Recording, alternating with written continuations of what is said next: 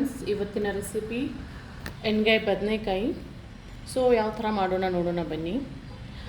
ಒಂದು ಕಡಾಯಿ ತೊಗೊಳ್ಳಿ, ಬಾಣಲೆ ತೊಗೊಳ್ಳಿ. ಅದರಲ್ಲಿ ಕೊಬ್ಬರಿ ಅಥವಾ ತೆಂಗಿನಕಾಯಿ ತುರಿಯನ್ನು ತುರಿ ಹಾಕ್ಕೊಳ್ಳಿ ಅಥವಾ ಕಟ್ ಮಾಡಿದ ಪೀಸಸನ್ನು ಹಾಕ್ಕೊಳ್ಳಿ. ಫ್ರೈ ಮಾಡ್ಕೊಳ್ಳಿ, ರೋಸ್ಟ್ ಮಾಡ್ಕೊಳ್ಳಿ.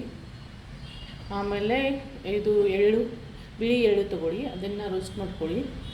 ಬಿಳಿ ಎಳ್ಳು ತುಂಬ ಬೇಗ ರೋಸ್ಟ್ ಆಗುತ್ತೆ. ಸೊ ಫ್ಲೇಮನ್ನು ಲೋ ಅಲ್ಲಿ ಇಟ್ಕೊಂಡು ರೋಸ್ಟ್ ಮಾಡ್ಕೊಳ್ಳಿ. ಇವಾಗ ಕಡಲೆ ಬೀಜ ನಾನು ಆಲ್ರೆಡಿ ರೋಸ್ಟ್ ಮಾಡಿಕೊಂಡು ಸಿಪ್ಪೆ ತೆಗೆದು ಇಟ್ಕೊಂಡಿದ್ದೀನಿ. ಸೊ ಅದನ್ನು ಇವಾಗ ಸ್ವಲ್ಪ ಬಿಸಿ ಮಾಡ್ಕೋತಾ ಇದ್ದೀನಿ, ಮತ್ತೇನೂ ಇಲ್ಲ, ಆಲ್ರೆಡಿ ರೆಡಿ ಇದೆ. ಸೊ ಇವಾಗ ಇದನ್ನು ನಾವು ಸೈಡಲ್ಲಿ ಇಟ್ಕೊಳ್ಳೋಣ. ಸ್ವಲ್ಪ ಆರಬೇಕು, ಆಮೇಲೆ ಮಿಕ್ಸಿಲಿ ಹಾಕಿ ಬಿಸಿ ಹಾಕಿದರೆ ಮಿಕ್ಸಿ ಹಾಳಾಗುತ್ತೆ ಅಷ್ಟೇ. ಸೊ ಇವಾಗ ಇದನ್ನು ಒಂದು 10 ಮಿನಿಟ್ಸ್ ಸೈಡಲ್ಲಿ ಇಟ್ಬಿಡಿ. ಇವಾಗ ಬದನೆಕಾಯಿನ ತೊಗೊಂಡು ಚೆನ್ನಾಗಿ ಕ್ಲೀನ್ ಮಾಡ್ಕೊಂಡು ತೊಗೊಳ್ಳಿ. ಅದನ್ನು ಇವಾಗ ಯಾವ ಥರ ಕಟ್ ಮಾಡಬೇಕು ಅಂತ ಹೇಳ್ತೀನಿ. ಅದನ್ನು ಮಿಡಲಲ್ಲಿ ಒಂದೆರಡು ಪಾರ್ಟ್ ಕಟ್ ಮಾಡ್ಕೊಳ್ಳಿ. ಈ ಥರ ಪ್ಲಸ್ ಶೇಪಲ್ಲಿ. ಸೊ ಒಳಗಡೆ ಚೆಕ್ ಮಾಡ್ಕೊಳ್ಳಿ, ಏನಾದರೂ ಗಲೀಜಿದೆನಾ ಅಥವಾ ಏನಾದರೂ ಹುಳ ಬಂದಿದೆನಾ ಚೆಕ್ ಮಾಡ್ಕೊಳ್ಳಿ, ಹಾಳಾಗಿದೆನಾ ಎಲ್ಲ ಚೆಕ್ ಮಾಡಿಕೊಂಡು ಅದನ್ನು ಸೈಡಲ್ಲಿ ಇಟ್ಕೊಳ್ಳಿ. ನೀರಲ್ಲಿ ಹಾಕ್ಕೊಂಡು ಇಟ್ಕೊಳ್ಳಿ, ಇಲ್ಲಾದರೆ ಹಾಗೆ ಇಟ್ಕೊಳ್ಳಿ. ಆಲ್ರೆಡಿ ಕ್ಲೀನ್ ಮಾಡ್ಕೊಂಡಿದ್ದೀವಿ, ಬಟ್ ನಾನು ನೀರಲ್ಲಿ ಹಾಕ್ಬಿಟ್ಟಿದ್ದೀನಿ.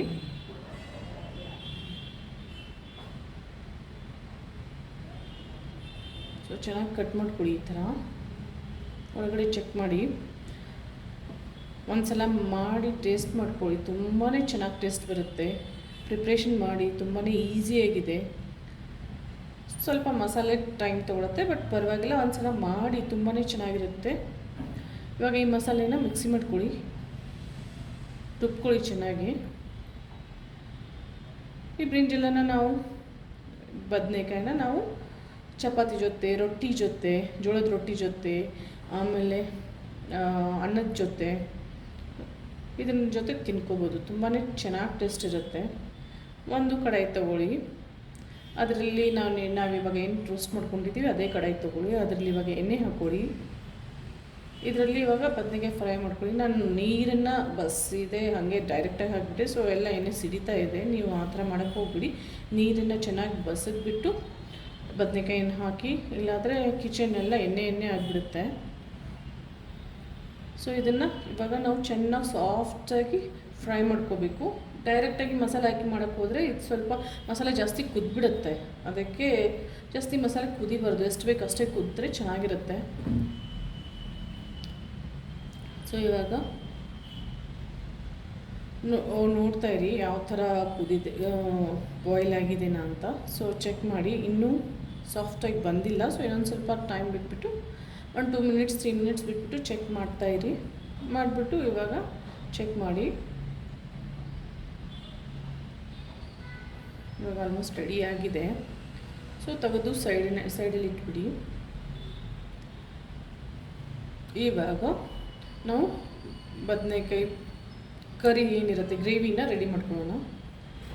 ಸಾಸಿವೆ ಹಾಕ್ಕೊಳ್ಳಿ, ಜೀರಿಗೆ ಹಾಕ್ಕೊಳ್ಳಿ, ಚೆನ್ನಾಗಿ ರೋಸ್ಟ್ ಮಾಡ್ಕೊಳ್ಳಿ, ಫ್ರೈ ಮಾಡ್ಕೊಳ್ಳಿ.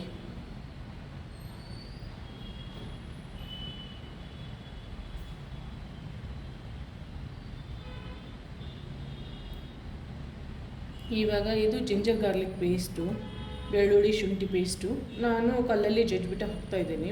ಮಿಕ್ಸಿಲಿ ತುಂಬ ಫೈನ್ ಆಗುತ್ತೆ. ಸೊ ಅದು ನನಗೆ ಅಷ್ಟೊಂದು ಇಷ್ಟ ಆಗಲ್ಲ, ನೀವು ಹಾಕ್ಕೋಬೋದು ಮಿಕ್ಸಿಲಿ. ಸೊ ಅದರಾದಮೇಲೆ ಕರಿಬೇವಿನ ಸೊಪ್ಪು ಹಾಕ್ಕೊಳ್ಳಿ, ಮಿಕ್ಸ್ ಮಾಡ್ಕೊಳ್ಳಿ. ನಾನು ಈ ಥರ ಯಾಕೆ ಮುಚ್ತಾ ಇದ್ದೀನಿ ಅಂತ ಆಲ್ರೆಡಿ ಹೇಳಿದ್ದೀನಿ.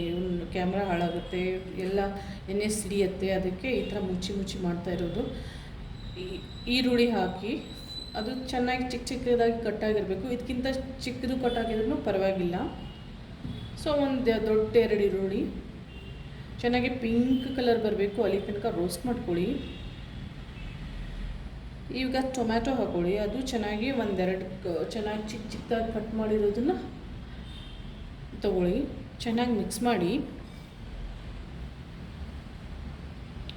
ಆಲ್ಮೋಸ್ಟ್ ಸಾಫ್ಟ್ ಆಗಿದೆ ಟೊಮ್ಯಾಟೊ. ಅದರಲ್ಲಿ ಇವಾಗ ಬೇ ಲೀಫು ಅದು ಕರಿ ಲೀಫ್, ಬೇ ಲೀಫು ಮತ್ತು ಇದು ಸಿನಮನು, ಲವಂಗ, ಚಕ್ಕೆ ಲವಂಗ ಎಲ್ಲ ಹಾಕ್ಕೊಳ್ಳಿ. ಇವಾಗ ಇದು ರೆಡ್ ಚಿಲ್ಲಿ ಪೌಡರು ಒಂದು 2 to 3 ಸ್ಪೂನು ಚಿಕ್ಕದು. ಆಮೇಲೆ 1 ಚಿಕ್ಕ ಸ್ಪೂನು ಅರಿಶಿನ. ಚೆನ್ನಾಗಿ ಮಿಕ್ಸ್ ಮಾಡ್ಕೊಳ್ಳಿ ಇದನ್ನೆಲ್ಲ. ಇದು 1 ಅಥವಾ 1.5 ಇದು teaspoon garam masala, 2 teaspoon 1.5 teaspoon ಕೊತ್ತಂಬರಿ ಕೊರೆಂಡರ್ ಪೌಡರ್. ಆಮೇಲೆ ಇದು ಗುರಳು, ನೀವು ಬೇಕಾದರೆ ಹಾಕೋಬೋದು, ಬೇಡಾದರೆ ಬಿಟ್ಕೋಬೋದು, ಅದು ಆಪ್ಷನಲ್ಲು.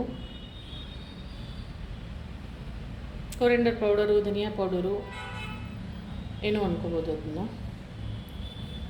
ಚೆನ್ನಾಗಿ ಮಿಕ್ಸ್ ಮಾಡ್ಕೊಳ್ಳಿ. ಇವಾಗ ನಾವು ರೆಡಿ ಮಾಡ್ಕೊಂಡಿದ್ದು ಪೌಡರನ್ನು ಇದರಲ್ಲಿ ಮಿಕ್ಸ್ ಮಾಡಿ, ಕಡಲೆ ಬೀಜ ಮತ್ತು ಕೊಬ್ಬರಿ ಮತ್ತು ಎರಡು ಹಾಕ್ಕೊಂಡ್ಬಿಟ್ಟು ಪುಡಿ ಮಾಡಿದ್ದೀವಲ್ಲ ಅದನ್ನು ಮಿಕ್ಸ್ ಮಾಡ್ಕೊಳ್ಳಿ.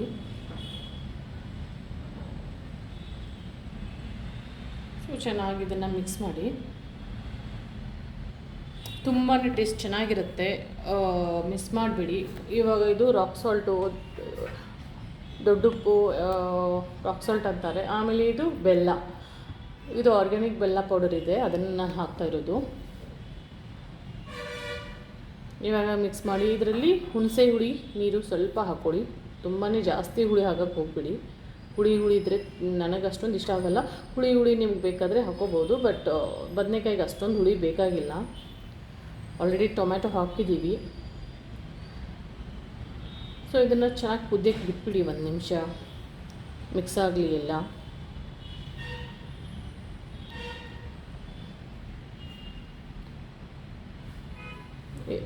ಇವಾಗ ನಿಮ್ಗೆ ಎಷ್ಟು ಬೇಕಷ್ಟು ನೀರು ಹಾಕ್ಕೊಂಡು ಸ್ವಲ್ಪ ಮಿಕ್ಸ್ ಮಾಡ್ಕೊಳ್ಳಿ. ಇದು ಉತ್ತರ ಕರ್ನಾಟಕದಲ್ಲಿ ತುಂಬಾ ಫೇಮಸ್ಸು. ರೊಟ್ಟಿ ಜೊತೆ ತಿಂತೀವಿ, ಜೋಳದ ರೊಟ್ಟಿ ಜೊತೆ ತಿನ್ನೋಕ್ಕೆ ತುಂಬಾ ಟೇಸ್ಟಿಯಾಗಿರುತ್ತೆ. ಸ್ಪೆಷಲಿ ಜೋಳದ ರೊಟ್ಟಿ ಮಾಡಿ ತೋರಿಸ್ತೀನಿ ಹೆಂಗೆ ಮಾಡಬೇಕಂತ. ತಟ್ಟು ಮಾಡ್ತಾರೆ, ಲಟ್ಸು ಮಾಡ್ತಾರೆ. ನನಗೆ ತಟ್ಟು ಬರುತ್ತೆ, ಲಟ್ಸು ಬರುತ್ತೆ. ಇಲ್ಲಿ ಹಿಟ್ಟು ಸರಿಯಾಗಿ ಸಿಗ್ತಾ ಇಲ್ಲ, ಅದಕ್ಕೆ ನಾನು ಮಾಡಿಲ್ಲ, ಬಟ್ ಮಾಡಿ ತೋರಿಸ್ತೀನಿ. ಇವಾಗ ಬದನೆಕಾಯಿ ಮಿಕ್ಸ್ ಮಾಡಿ ಚೆನ್ನಾಗಿ. ನೀರು ಎಷ್ಟು ಬೇಕಷ್ಟು ಕನ್ಸಿಸ್ಟೆನ್ಸಿ ಹಾಕ್ಕೊಳ್ಳಿ. ಇವಾಗ ಮಸಾಲೆ ತಿಕ್ಕಿದ್ರೆ ಇನ್ನೊಂದು ಸ್ವಲ್ಪ ನೀರು ಹಾಕ್ಕೊಂಡು ನೀವು ಕುದಿಸ್ಬೋದು. ಒಂದು ಸಲ ಟ್ರೈ ಮಾಡಿ ನೋಡಿ, ಟೇಸ್ಟ್ ನೋಡಿ, ಕಮೆಂಟ್ ಮಾಡಿ ಯಾವ ಥರ ಇರುತ್ತೆ ಅಂತ ಹೇಳಿ. ಸೊ ಆಲ್ಮೋಸ್ಟ್ ನಮ್ಮ ಬದನೆಕಾಯಿ ಕುದೀತಾ ಇದೆ. ಇನ್ನೊಂದು 5 ನಿಮಿಷ ಬಿಟ್ಬಿಟ್ಟು ಚೆನ್ನಾಗಿ ಕುದ್ಬರುತ್ತೆ. ಆಲ್ಮೋಸ್ಟ್ ರೆಡಿ ಇದೆ. ಬದನೆಕಾಯಿ ಓವರಾಗಿ ಕುದಿಸೋಕ್ಕೆ ಹೋಗಬೇಡಿ. ಆಲ್ಮೋಸ್ಟ್ ನೋಡಿ ಎಷ್ಟು ಚೆನ್ನಾಗಿ ಕಲರು, ಟೆಕ್ಸ್ಚರ್ ಎಲ್ಲ ಬಂದಿದೆ. ಆಲ್ಮೋಸ್ಟ್ ಬದನೆಕಾಯಿ ಎಲ್ಲ ಕುದ್ದಿದೆ. ಚೆನ್ನಾಗದು ಕುದಿಬೇಕು, ಬದನೆಕಾಯಿ ಸಾಫ್ಟಾಗಿ ಬರಬೇಕು. ಸೊ ಇವಾಗ ನಮ್ಮದು ಎಣ್ಗಾಯಿ ಬದನೆಕಾಯಿ ರೆಡಿ ಇದೆ. ಎಣ್ಗಾಯಿ ಬದನೆಕಾಯಿ ಕರಿ ರೆಡಿ ಇದೆ. ಫೈನಲಿ ಚಾಪ್ಡ್ ಅಂದರೆ ತುಂಬ ಚಿಕ್ಕದಾಗಿ ಕಟ್ ಮಾಡಿದ್ದು ಕೊತ್ತಂಬರಿ ಸೊಪ್ಪು ಹಾಕಿ ಇವಾಗ ಇದನ್ನು ತಿನ್ನೋಕ್ಕೆ ಸರ್ವ್ ಮಾಡಿ. ಬಿಸಿಯಾಗಿ ಮಾಡಿ ಆರಿದ್ರೂ ಚೆನ್ನಾಗಿರುತ್ತೆ, ಏನೂ ಪ್ರಾಬ್ಲಮ್ ಇರೋಲ್ಲ. ತುಂಬಾ ಟೇಸ್ಟ್ ಚೆನ್ನಾಗಿರುತ್ತೆ. ಇದನ್ನು ನಾನು ಚಪಾತಿ ಜೊತೆ, ಆ ದಿನ ಚಪಾತಿ ಮಾಡಿದ್ದೀನಿ, ಸೊ ಚಪಾತಿ ಜೊತೆ ತಿಂತಾಯಿದ್ದೀನಿ. ಇವಾಗ ಬೇಕಂದರೆ ಜೋಳದ ರೊಟ್ಟಿ ಜೊತೆ ಫಸ್ಟ್ ಟ್ರೈ ಮಾಡಿ. ರೋಟಿ ನಾನ್ಗಿಂತ ಚಪಾತಿ ಜೋಳದ ರೊಟ್ಟಿ ಇದೇ ಚೆನ್ನಾಗಿರುತ್ತೆ. ಅಕ್ಕಿ ರೊಟ್ಟಿ ನೋಡಿ, ಕಲರು ಟೆಕ್ಸ್ಚರ್ ಎಷ್ಟು ಚೆನ್ನಾಗಿ ಬಂದಿದೆ. Thanks for watching the video guys. Thank you. Bye.